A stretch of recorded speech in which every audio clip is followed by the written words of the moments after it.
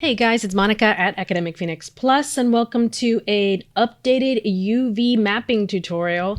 Somebody brought up to my attention that the UV mapping tutorial on how to UV map this hand and arm is a little bit outdated and some of the buttons were missing. So in the previous tutorial, the UV mapping arm was actually done in 2015. So yes, I agree. I think it's time for an updated demo. So here we go. This is how you UV map an arm. And before I forget, you can download this arm and follow along. Go to academicphoenixplus.com and go to downloads where you can download this model for free and follow along.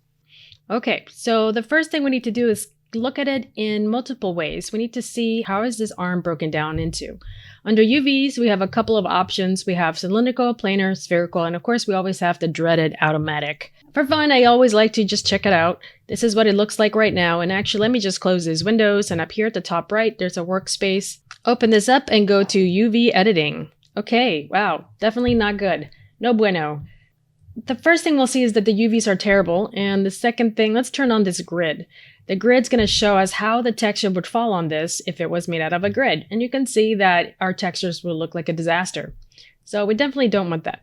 Don't forget to freeze the transformations and delete the history in your arm before you get started, because that could manipulate some of the options in your UV mapping. So up here at the top, we have UVs. Let's try automatic just for fun. And some of you may think this is okay, but it will be very challenging for me to try to stitch every single one of these pieces together, because all of these tiny little guys are going to create some very interesting and awkward texturing. Automatic mapping's not going to work. Usually it doesn't work for organic objects. But let's break it down even further. We have cylindrical, planar, and spherical.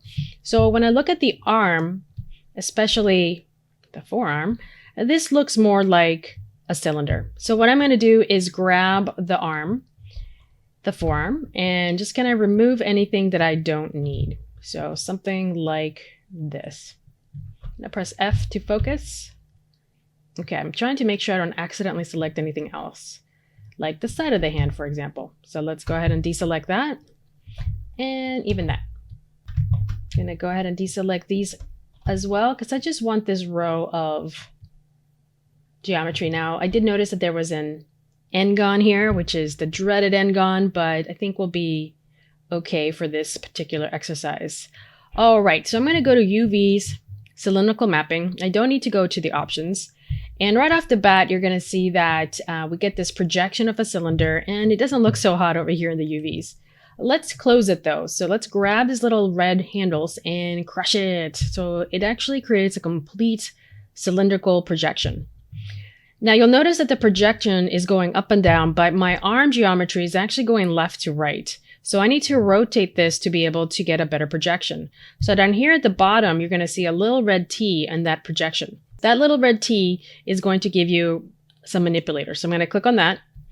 And you're going to notice that we get some manipulators. So I can move it up and down, left to right. I can even scale it, but I want to is rotate it. So there's this little light blue circle that when I go over it, it turns orange, and I click on it. I now have the ability to rotate this projection, which is what I want to do. So the idea when you are rotating your projection is that you want to try to get this to look as much of a square, or in this case, rectangle, as possible. And so it may take a little bit of practice. So just kind of rotate your projection slowly if you like. Sometimes you may have to move it to the left or to the right. It really depends what you are trying to accomplish. And then I like to move my projection aside. Once I'm done, right click, object mode, and then I have this forearm projected. Way better than it looked like before. So let's click on the checkers and see how it looks. So the good news is that it's definitely looking better. The bad news is that we still have some stretching, and it's not looking like squares. It's actually looking like long rectangles. Let's improve it even further. Let's right click on our UVs, go to UV, and then just double click on one of the UVs. This is going to select the UVs, and if the grid's getting on the way, just go ahead and hide them. And we are going to be hopping into the UV toolkit. So you can see that there's a couple of tabs, and one of them is called the UV toolkit. Open that up. Let's go to Unfold and click on Unfold. It's going to ask you about manifold geometry. Now, I definitely don't want to fix it. I mean, you guys could, but what it can do is Sometimes what it does is that it breaks things. So as you can see, it didn't do anything bad and my end gun is still there. But sometimes it can give you some unpredictable results. But in this case, it actually worked out. So I'm going to click on this and that actually looks pretty good. But let's say you don't want that. I'm going to go ahead and undo. And again, I'm going to double click on my UVs. Up here at the top, you're going to see that we have something called modify. And then all the way at the bottom, we have unfold, and then we have the options. You can choose what's called legacy, which means that it will not try to fix your manifold geometry. I just make sure I choose legacy and then apply and close. And you'll notice that it does in fact unfold my scene. It's definitely better. It's got a little bit pulling out over here at the bottom, but you can see that it actually looks significantly better than what it was before. So it's up to you if you don't get that warning. So again, this is under modify, unfold, options. You can keep it at unfold 3D. I'm going to double click, apply. So I prefer that look, but if you guys are getting any type of issues that is destroying your geometry or doing something crazy, you're more than welcome to change it to legacy. So I just wanted to make sure that you guys are aware of that options. If you see anything strange happening to your model, then you know how to fix it. So there's options for you. Okay, forearm is done. Let's go ahead and work on the hand.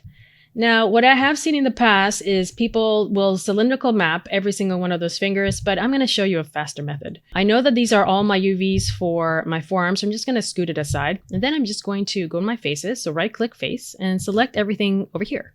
This is the reason why I push things away from the center, because I like to make my selections relatively quickly.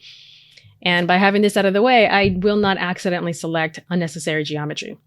So again, right click, face, select, click and drag, and now I have my hand. All right, so I'm going to go to UVs, planar mapping, and I'm going to go to the options. Yes, I did say planar mapping because the hand is actually very similar to a plane. Now, obviously it's not, but the way I want to lay it out is that I want to make sure that everything looks good at the bottom and top of the hand. So again, UVs, planar mapping, I'm going to go to my options and I'm going to choose Y. And you want to make sure that keep image width height ratio is active and then project. So projection in the Y is going to project up and down, which is great. So now we have a projection of our hand. Now it looks great as we expect at the top and the bottom, but not so hot on the sides. And we also have overlapping UVs, which is all really bad things. So I'm going to turn off this checker and I'm going to click on the second one, which is going to show me some colors. Blue stands for, hey, the UVs are facing the correct way. Purple means that, well, there's some overlapping UVs and there's also some flip UVs. So we're going to have to make some changes. The first thing I'm going to do is select the edges that I want to cut. I want to fix the fact that there's overlapping UVs. So the way you make a cut is that you're going to go through the hand. And I'm just going to go in and kind of select the edges that I want the cut to take place. Now it's really up to you, the artist, how you want these cuts to happen. And I might turn this off just because it's easier to see. So I'm just click on this one so we can see. But it's up to you how you want the cut to happen. I want it to be at the side of the hand. Like so. So it's going to cut along here. And around the side of the fingers, so that when I split it, the bottom of the finger and the top are going to be separated. And then I'm going to go through and just kind of follow the path. So I'm shift double clicking along here. I'm making sure that I'm grabbing all of the edges, because if there is one edge that's not cut, this will not work. So shift double click. Again, I'm kind of choosing the path that I want the cut to be. So my thumb, I want it to cut through here. I want it to go this way. Whoa. Let me get really in here. Just kind of choosing a path. It's always nice. It's always a good idea to put your seams in areas that you're not going to be able to see very well. So I know for a fact that since I'm having such a hard time selecting these edges, there we go, I did it. That it's going to be hard to see that seam. And that's really important when it comes to texturing, because I'm going to do the best that I can with UV mapping. But when it comes to texturing, those seams can cause problems. So that being said, if I put the edges in areas that you don't really see, I might be able to get away with a lot. Okay, so I don't want it down here. And I'm going to just kind of hop up here and then go down the thumb and end right here. It's going to give me an interesting cut, but I think I will be, maybe this might be better. Change my mind again. Okay, because I feel like this is more like the bottom and this is the top. Okay, so now that I've selected all those edges, the next thing I'm going to do is go to Cut and Sew. Now, if you guys want to be fancy, you guys can do Shift right click and you'll notice that there's a cut. For the ones who want the quote-unquote slower way, you can always open up Cut and Sew and click on Cut. Now, this is going to give us some border edges. So I'm going to go back into UV, just click on one UV and double click. And if I did it right, I should be able to split it. If it's still attached for some strange reason, you need to double check to make sure that all your edges are selected, because if there is one edge that's not selected, it's not going to cut it.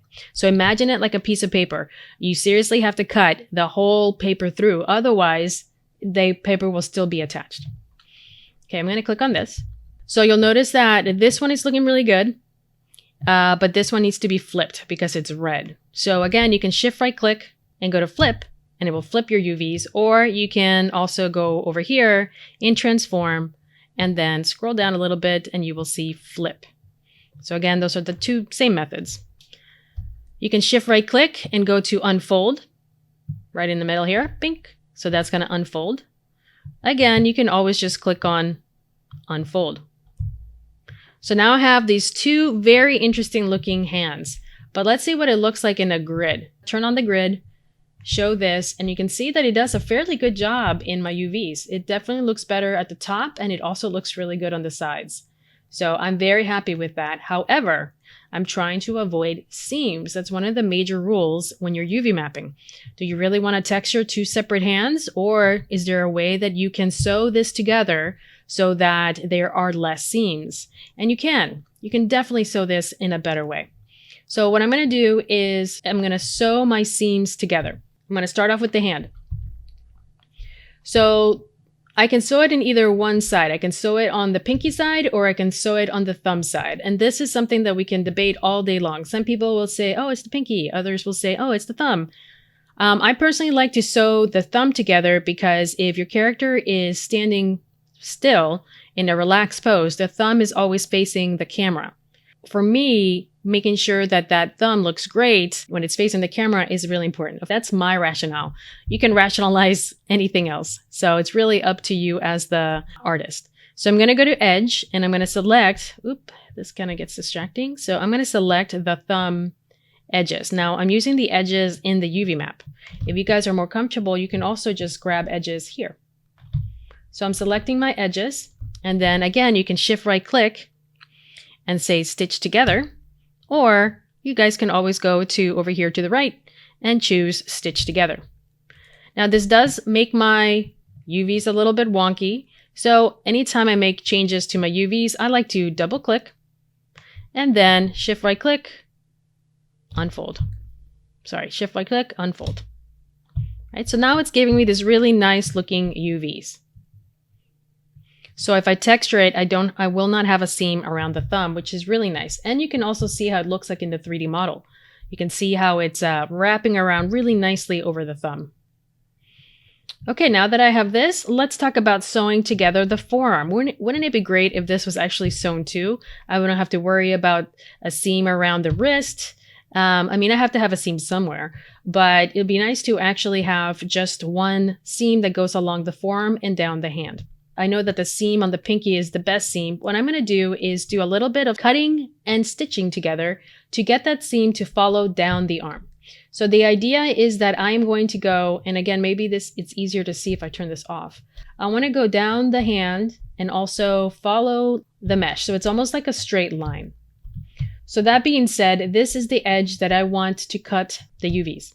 So make sure you select your row of edges and then Shift right click, cut. Then I'm going to go to the other side, select those edges, Shift right click, stitch together. As always, I personally like to go to UVs, double click, unfold. All right, now look at that line. You see that line that goes all the way down the pinky? Let me go to object mode so you can see it a little bit better. Right? You can see the nice line that goes down the pinky, down the forearm. Perfect. Okay. Let's go ahead and sew the hands together because we might as well have, again, we're trying to avoid seams, as many as possible. So I'm going to grab some edges and I'm going to shift, double click. Oops, that did not work.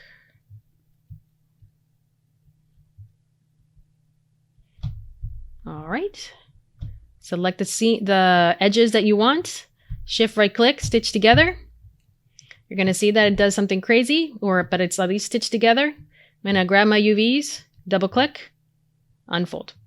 There you go. Take a look. Looks very nice. Things are a little crooked right now, but the UVs are looking very clean.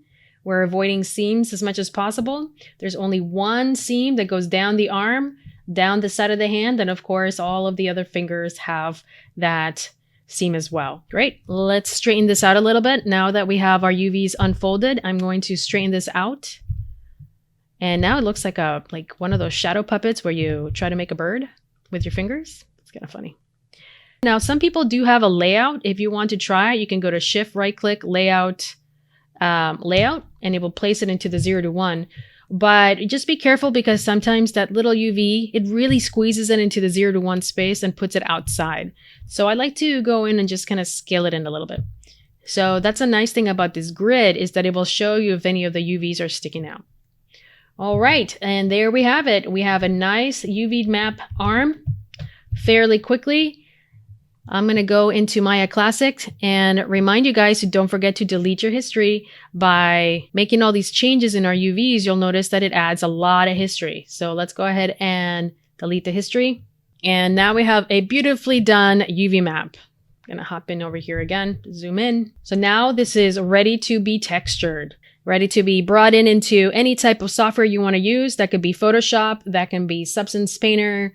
If you wanted to use ZBrush to detail it, I mean, your arm is ready to rock and roll, whatever you want to do with it. So hopefully you guys found that helpful. Let me know by leaving a comment below. If you want to see more UV mapping tutorials, also leave a comment because I love hearing your opinion and I'm always looking for new ideas. If you have time, take a look at academicphoenixplus.com. You can subscribe to my newsletter and you can find this 3D model to practice. So as always, please like and subscribe. That is your message to me that lets me know that you're interested in my videos and that you want to see more. So please subscribe, like, and don't forget to click on that little bell to never miss one of my video tutorials. Again, thank you so much for watching. I really appreciate it. Keep creating and I will see you next time.